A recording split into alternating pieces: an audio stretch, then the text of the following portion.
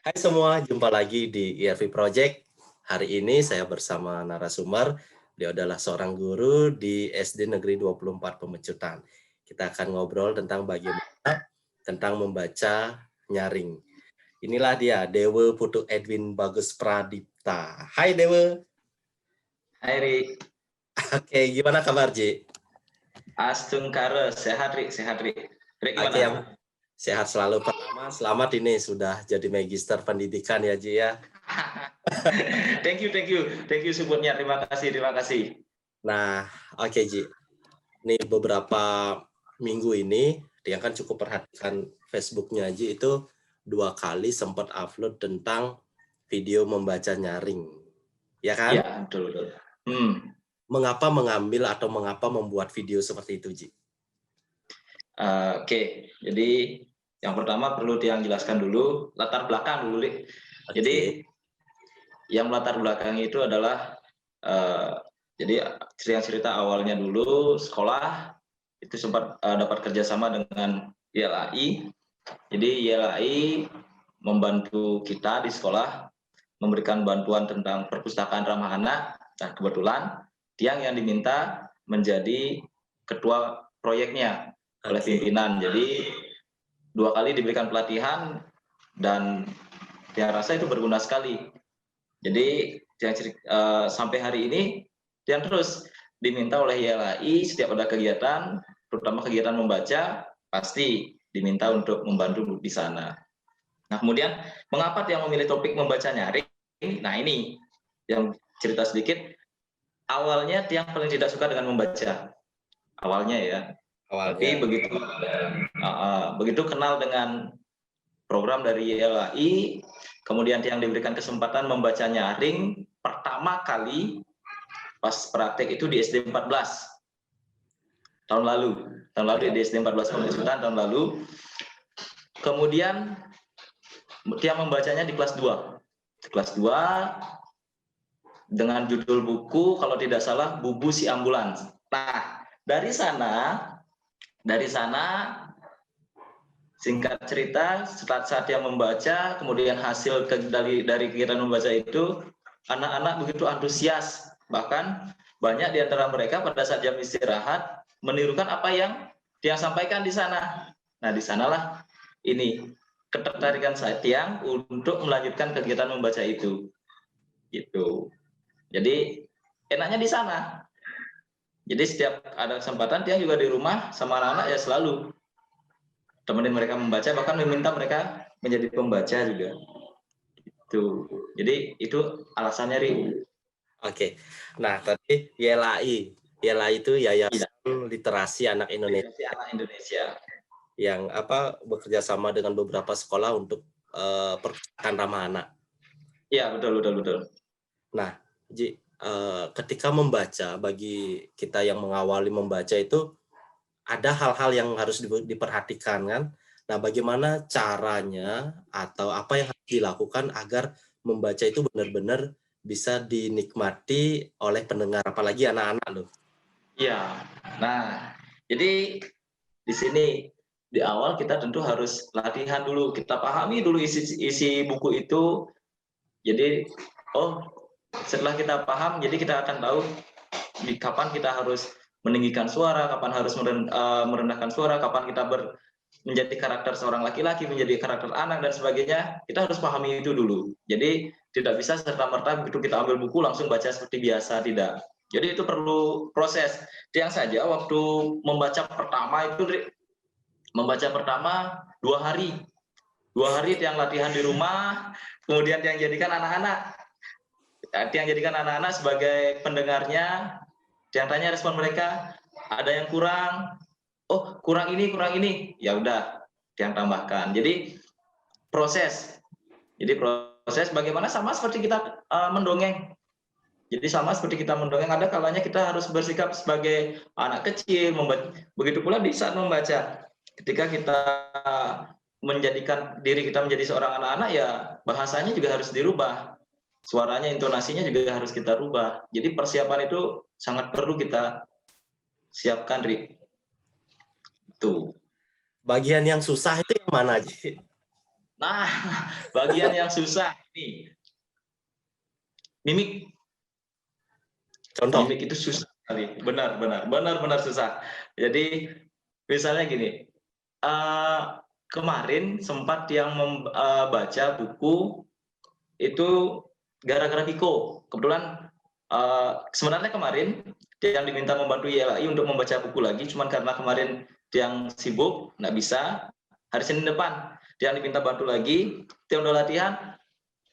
Ketika mengubah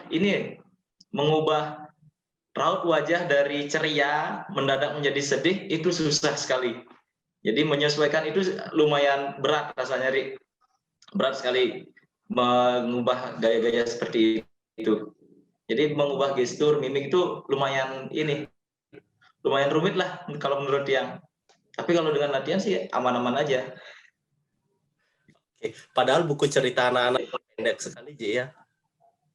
Iya, padahal rata-rata itu buku yang tiang baca itu adalah mungkin kalau levelnya itu level burung, jadi untuk anak-anak yang kelas 1, kelas 2 lah yang tiang baca itu.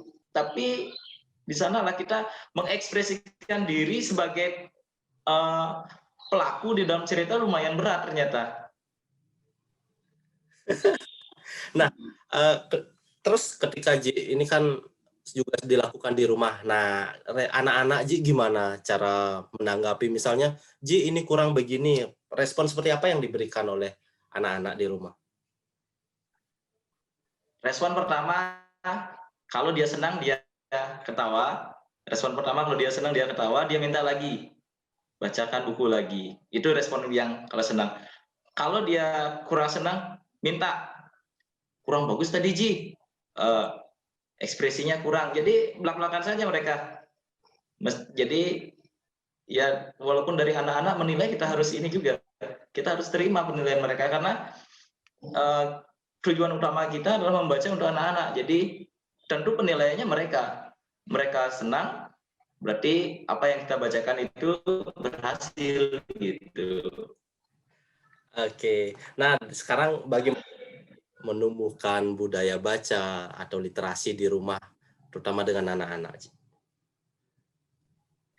Nah ini, jadi tujuan utama pelatihan kemarin itu adalah bagaimana menciptakan anak-anak yang mau dulu membaca, kemudian menikmati membaca, itu yang lumayan susah. Nah tentu ini harus ada dukungan dari orang dewasa di lingkungan mereka. Nah kebetulan kalau Tiang sendiri di rumah hampir setiap hari ya, paling tidak kalau tidak ada buku yang dicetak secara langsung, mungkin buku digital yang saya gunakan. Jadi di HP mereka, di HP saya sendiri, itu ada aplikasi-aplikasi yang digunakan untuk membaca. Misalnya kalau ini ada aplikasi literasi cloud, kemudian ada Let's Read. Jadi itu paling tidak setiap hari saya minta anak-anak untuk baca satu buku, kemudian ketika mereka membaca kita dampingi ataupun kita bacakan cerita untuk mereka. Setelah kita bacakan, kita minta mereka, ayo baca lagi, baca lagi. Giliran. Pertama kita berikan contoh, kedua kita jadikan mereka modelnya. Jadi begitu. Dan yang paling penting, kalau memang mau, rekam mereka. Rekam mereka membaca, kemudian disebar. Kalau Tia sih, anak-anak itu beberapa kali kita rekam kegiatan membacanya, kemudian Tia unggah di media sosial, ada yang di FB, kemudian ada juga yang Tia sebar di grup WA dengan YLAI. Oke. Jadi itu trik-triknya sih. Apa, Ji? Tujuannya sih untuk membangkitkan membangkitkan kesadaran kepada teman-teman guru, teman-teman orang tua yang lain, bahwa membaca itu enak. Gitu, membaca itu nyaman di rumah. Itu bisa menambah pengetahuan bagi mereka, apalagi di masa pandemi seperti sekarang ini, anak-anak tentu bosan di rumah. Jadi kita sebagai isi selingan, kita orang tua jadikan anak-anak sebagai model, jadi sebagai objek kita dalam kegiatan membaca gitu. Nah, tadi Ji ungkap tentang literasi cloud. Nah, bisa diceritakan singkat bagaimana penggunaannya sehingga teman-teman yang mendengar ini bisa lebih tahu seperti apa literasi cloud itu, Ji. Iya, oke. Literasi cloud ini adalah proyek dari Room to Read yang bekerja sama dengan ILAI, salah satu ILAI juga. Nah, di sana kita bisa melihat banyak sekali fitur-fitur yang bisa kita gunakan dalam meningkatkan minat baca. Tidak hanya minat baca anak, kita juga bisa melihat bagaimana peran orang dewasa di lingkungan anak-anak terkait dengan peningkatan minat baca itu. Jadi di sana ada video-video juga. Kemudian ada buku-buku yang lihat sekarang ini semakin banyak judul-judul buku yang ada di sana. Kalau dulu hanya 200 judul buku, sekarang sudah semakin banyak judul bukunya. Bahkan bahasa yang digunakan pun kalau dulu hanya Inggris dan Indonesia. Sekarang kita lihat semakin banyak lagi bahasa, ada bahasa Vietnam kalau tidak salah itu. Bahkan bukunya itu kalau tidak salah ada yang ditulis oleh orang India juga kita lihat. Jadi bagus sekali dijadikan sebagai perpustakaan digital. Kemudian keuntungan yang lainnya itu adalah bisa disimpan luring. Jadi membaca di literasi cloud itu tidak hanya dengan kita harus memakai kuota, tidak. Jadi kita buat akun, setelah kita buat akun, kita bisa simpan beberapa judul buku. Jadi kita bisa baca pada saat tidak ada jaringan internet. Itu bagusnya. Kemudian buku itu juga bisa kita share melalui media WA, kalau di WA bisa, kemudian FB juga bisa. Buku-buku yang kita baca itu, yang kita simpan itu bisa kita share juga. Oke. Nah, Ji, sejauh mana sih menurut Ji sendiri peranan membaca untuk anak-anak di usia sekolah dasar yang seperti saat ini, Ji? Oke, jadi yang kembali lagi ke contoh anak ya, anak sendiri. Yang bandingkan anak sendiri dengan beberapa murid kelas 1 khususnya niki, yang kelas 1, anak tiang tidak pernah ikut les. Anak tiang sama sekali tidak pernah ikut les di mana-mana, di bimbel-bimbel manapun dia tidak pernah. Tiang hanya ajarkan anak-anak itu membaca menggunakan buku-buku yang ada, misalnya buku-buku cerita. Nah, jadi dengan kita memberikan contoh membaca yang enak bagi mereka, tentu muncul ketertarikan untuk membaca, muncul ketertarikan untuk belajar. Jadi dampak positifnya itu. Jadi dengan kita mengajarkan cara membaca yang enak, cara membaca yang nyaman, anak-anak itu pasti akan tertarik untuk belajar membaca juga. Jadi dampak positifnya itu besar sekali, Rik. Jadi yang jadikan contoh anak sendiri dah, tidak pernah belajar les di mana-mana. Bahkan kemarin waktu dia sebar di grup YLAI, mereka sampai tidak percaya. Anaknya Pak Dewo ini kelas 1 apa kelas berapa? Bacanya sudah bagus gitu.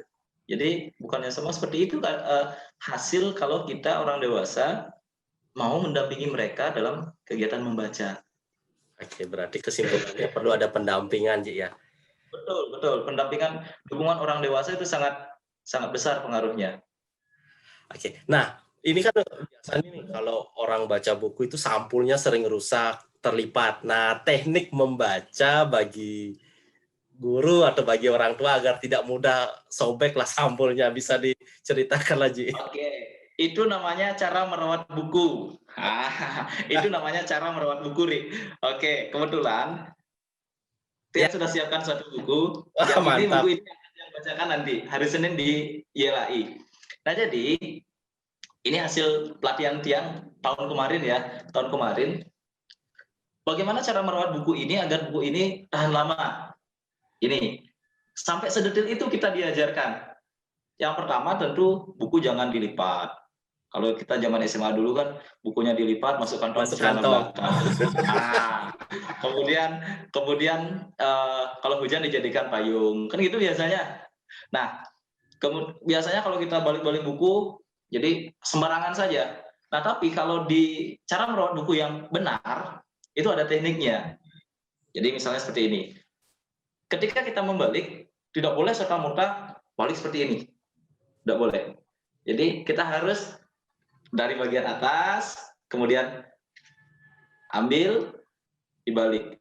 Jadi ya kalau bisa membalik halaman buku jangan dijepit, jangan juga dilipat-lipat seperti ini, tapi cari.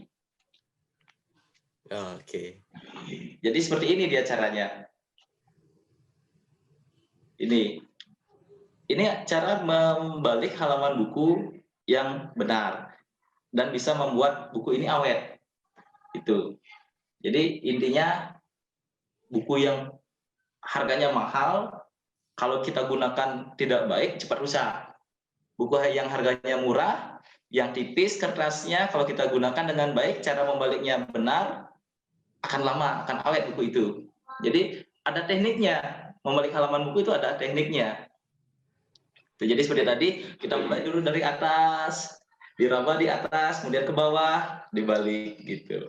Jadi seperti itu. Jadi ini tahun kemarin yang latihannya seperti ini, latihan membalik buku seperti ini gitu. Jadi usahakan tangan juga harus bersih, jangan sampai basah. Oke, padahal hal sederhana sekali Ji, hanya sekadar membalik. Iya, sederhana sekali. Tetapi itu penting bagaimana cara merawat buku agar buku itu Betul. yang lebih lama ya Ji ya. Benar. Oke, selain merawat buku, apa yang perlu diperhatikan pula ketika mengawali ingin membacakan cerita kepada anak-anak? Ya, seperti yang saya sampaikan tadi, kita pilihkan buku, ini ketika kita akan membacakan ke anak-anak ya, kita pilihkan buku sesuai dengan jenjang mereka. Kalau kita membacakan sebuah buku cerita yang kepada anak-anak yang baru belajar membaca, kita pilihkan buku-buku, kalau di LAI itu levelnya adalah level kumbang. Level paling bawah itu adalah level kumbang. Jadi di dalam satu halaman itu paling hanya ada 2-3 kata. Hanya ada 2-3 kata. Jadi buku-buku seperti itu. Nah tujuannya apa? Agar mereka mudah memahami isi buku. Kalau kita langsung carikan buku-buku yang levelnya misalnya level gajah yang sangat berat, mereka akan cepat bosan. Jadi langkah pertama kita perhatikan dulu siapa pendengar kita. Oke, siapa pendengar kita. Kalau kita membacakan buku kepada anak-anak yang kelas 6 ini misalnya, yang notabene itu sudah lancar membacanya sudah bagus, tidak cocok lagi kita bacakan buku yang dalam satu halaman hanya 1-2 kata, tidak cocok. Kita tingkatkan levelnya gitu. Mungkin kita bisa bacakan komik dan sebagainya gitu. Jadi kalau untuk anak-anak kelas 1 yang baru belajar membaca, kita carikan buku-buku yang sesuai dengan levelnya, yang menarik. Nah, sama seperti buku yang akan yang bacakan hari Senin nanti, ini cocok untuk anak-anak kelas 1, kelas 2, bahkan sampai kelas 3. Karena ini ceritanya menarik, jadi di dalam satu halaman juga tidak terlalu banyak tulisan. Jadi begitu. Oke. Nah, bagaimana caranya agar tahu bahwa murid itu atau anak-anak ketika selesai mendengarkan mereka tuh benar-benar paham dengan apa yang kita sampaikan? Oke, di dalam kegiatan membaca ada beberapa hal yang harus kita perhatikan. Tentu yang pertama pengenalan sampul buku. Jadi kita pancing mereka untuk memiliki ketertarikan, apa sih buku apa yang akan dibaca oleh Pak Guru, buku apa yang dibaca oleh ayah. Kita pancing mereka dulu, kita tunjukkan sampul, kita sampaikan sedikit cerita yang ada di dalam buku. Kita pancing mereka dengan beberapa pertanyaan-pertanyaan. Misalnya pertanyaan-pertanyaan itu adalah pertanyaan prediksi. Kira-kira apa yang terjadi? Kemudian kita kaitkan dengan lingkungan mereka. Misalnya kalau dulu dia membaca buku Bubu Si Ambulan. Dia mereka pertanyaan pertama, siapa yang pernah melihat mobil, siapa yang pernah melihat ambulan, bagaimana larinya ambulan. Jadi pertanyaan-pertanyaan sederhana seperti itu yang berikan. Kemudian di dalam ketika sudah mulai membaca, kita sampaikan juga pertanyaan prediksi. Kira-kira apa ya yang akan terjadi? Apa yang akan terjadi pada tokoh? Bagaimana tokoh melakukan kegiatan berikutnya? Itu adalah pertanyaan-pertanyaan menarik yang bisa kita sampaikan kepada mereka. Kalau anak-anak itu benar-benar mengikuti cerita, ketika jawaban mereka salah, pasti mereka akan ada rasa penyesalan. Namun ketika ada jawaban mereka benar sesuai dengan prediksi yang dia sampaikan, mereka akan senang. Nah, kemudian di akhir juga, setelah kita melakukan kegiatan membaca, kita berikan beberapa pertanyaan lagi. Misalnya, siapa tokoh yang mereka senangi dari cerita, kemudian adakah permasalahan yang dihadapi tokoh. Jadi mengulas kembali apa yang mereka dengar. Mengulas kembali apa yang mereka dengar. Kemudian pertanyaan yang berikutnya bisa kita sampaikan, bagaimana tokoh tersebut menyelesaikan masalahnya. Itu yang bisa kita sampaikan di sana. Jadi kemudian kunci penting, kita tahu anak-anak itu senang dengan cara membaca kita adalah setelah selesai membaca, mereka mau mencoba membaca, kita berikan kesempatan mereka membaca, kemudian kita lihat ekspresi mereka. Apakah membacanya biasa-biasa saja, ataukah mereka mau mengikuti cerita. Kapan mereka harus tampil sedih, kapan mereka harus tampil ceria, marah, mengikuti isi cerita. Kalau mereka sampai bisa seperti itu, artinya mereka benar-benar menikmati membaca itu. Oke. Nah, Ji, mengubah tampilan mimik, intonasi itu nampaknya bukan hal yang mudah ya, tetapi itu Bukan hal mudah. proses ya. Bukan hal mudah. Oke, nih pertanyaan terakhir nih, sampai kapan Ji mau konsen untuk melakukan atau mendokumentasikan cara-cara membaca atau melakukan praktik membaca? Nah, kalau itu dia tidak tahu sampai kapan, Ri. Selama diberikan kesempatan memberikan apa namanya, berbagi, dia akan lakukan itu. Jadi dia tidak tahu kapan akan berhenti. Jadi mungkin tidak, kalau bahasa apa namanya ya, bahasa lagu-lagu di lagu itu tidak bertepi. Tidak. Tidak bertepi ya. Jadi selama masih bisa diberikan masih bisa memberikan kontribusi untuk kegiatan membaca, dia akan coba lakukan itu terus. Asik, semangat Ji ya.